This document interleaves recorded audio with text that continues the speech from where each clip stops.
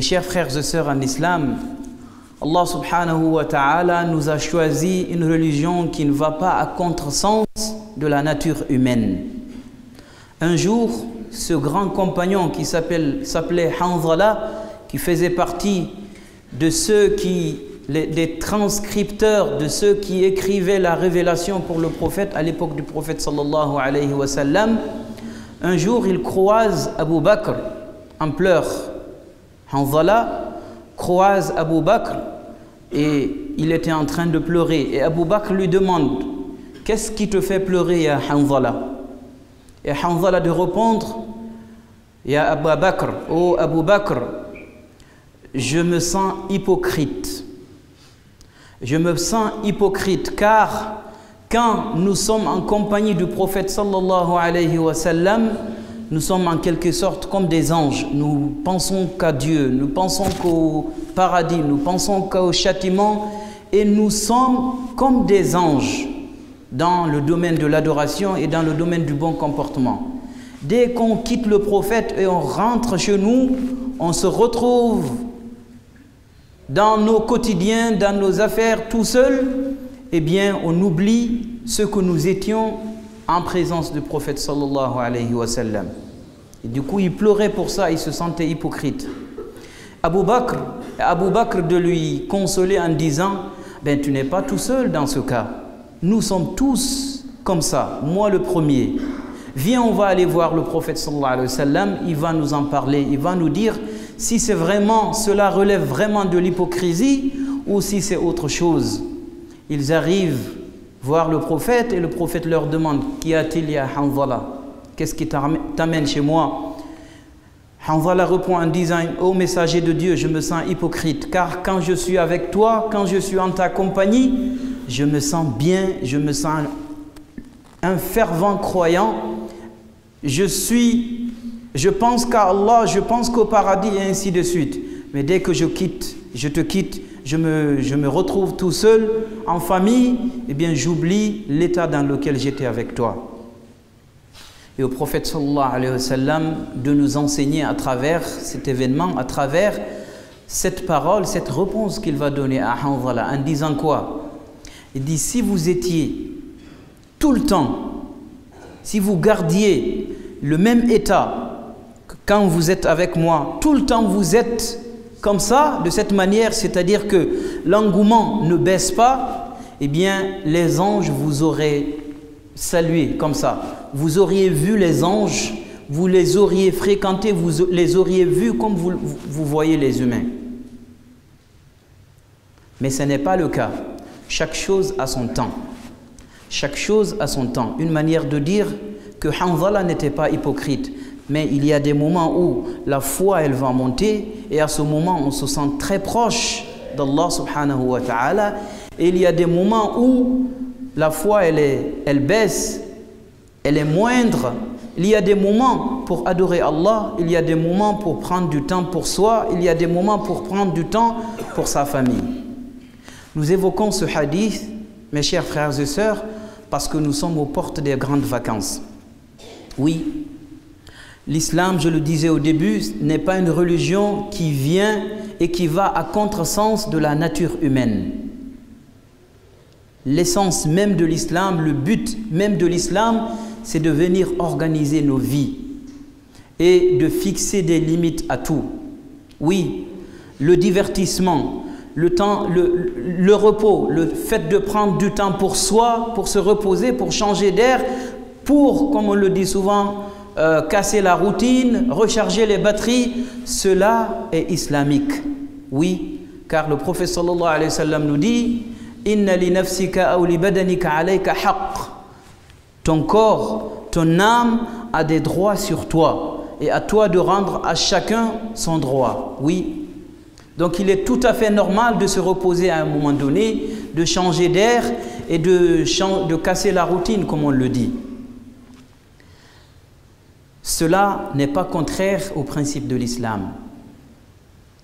Ce qui est contraire à l'islam, c'est de partir n'importe comment, c'est de partir n'importe où, en compagnie de n'importe qui et d'aller faire n'importe quoi.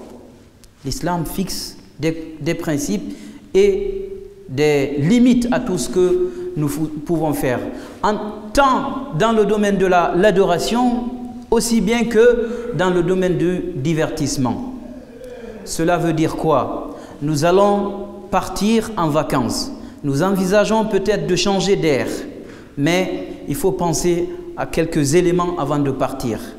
3 éléments notamment. Le premier élément, c'est qu'on s'est préparé tout au long de l'année pour organiser ce voyage et de partir, soit en famille, soit entre amis, soit tout seul. Et Allah subhanahu wa ta'ala nous a gratifié de ses bienfaits et peut-être qu'il nous a facilité d'avoir ce qu'il faut, les moyens qu'il faut pour organiser ce voyage. Oui, c'est un bienfait qu'Allah il te donne les moyens de partir. Mais quand on a les bienfaits d'Allah, comment faut-il se comporter? C'est d'utiliser ces bienfaits dans le licite. Il ne convient pas à ce qu'Allah te donne la facilité d'organiser ce voyage par le fait d'avoir de l'argent licite, des biens matériels licites et que tu les mettes dans n'importe quel voyage, à n'importe quelle destination et aller à des endroits où Allah subhanahu wa ta'ala est désobéi. C'est une manière d'être ingrat, de se révéler ingrat vis-à-vis d'Allah. Donc, où nous allons, où nous mettons nos biens matériels, notre argent pour organiser ce voyage, on pourrait partir, nous divertir et revenir avec des hasanats. Oui, car le croyant peut transformer tous ses mouvements, toute sa vie en des hasanats. Tu te fais plaisir et tu prends des hasanats. Oui, c'est bien possible. Mais il faut réfléchir et agir en tant que croyant responsable. Le deuxième élément, quand on va en vacances, il convient de garder ses principes et ses limites. Comment ça se fait qu'on est régulier avec la prière? On se fixe des limites, on n'écoute pas n'importe quoi, on ne mange pas n'importe quoi. Dès qu'on part en vacances, la porte elle est ouverte, on se sent permis à tout. Là, je suis en vacances, je peux me permettre de tout. Là, ce qui t'est interdit avant les vacances, en dehors des vacances, reste interdit pendant les vacances aussi.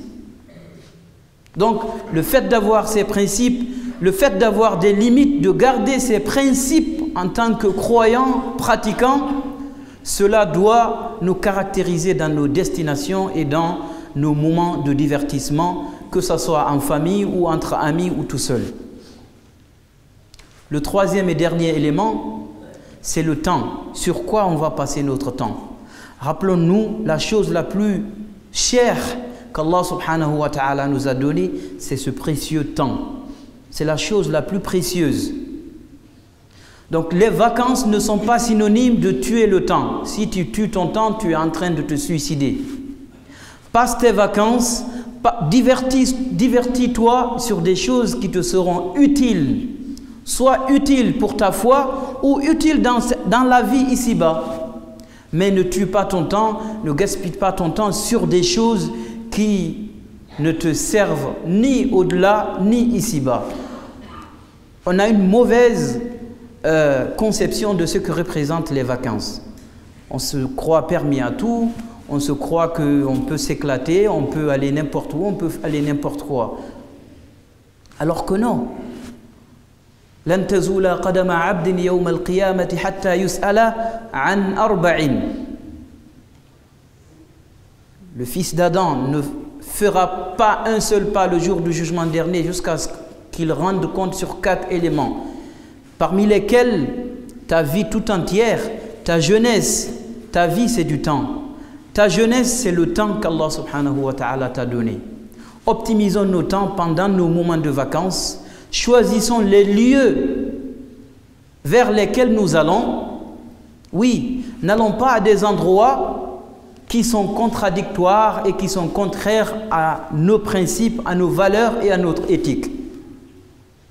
Certains se disent c'est les vacances, ils prennent leur famille, leurs enfants, ils vont à des endroits qui ne sont vraiment pas propices pour tout un chacun, à plus forte raison pour les familles, pour les enfants. Ils se retrouvent exposés à voir des choses qu'ils ne devraient pas voir. Et après, derrière, On leur dit ça c'est bien, ça c'est pas bien. Voir ça, regarder ça c'est bien, regarder ça c'est pas bien. Mais en fait, l'éducation, c'est l'exemple, c'est de donner l'exemple. Protégeons-nous donc, protégeons nos enfants quand nous allons en vacances face à ces éléments qui ne vont pas dans le sens de la morale musulmane et l'éthique que nous tracent les principes de notre religion. أقول قولي هذا واستغفر الله لي ولكم من كل ذنب وخطيئة فاستغفروه إنه هو الغفور الرحيم.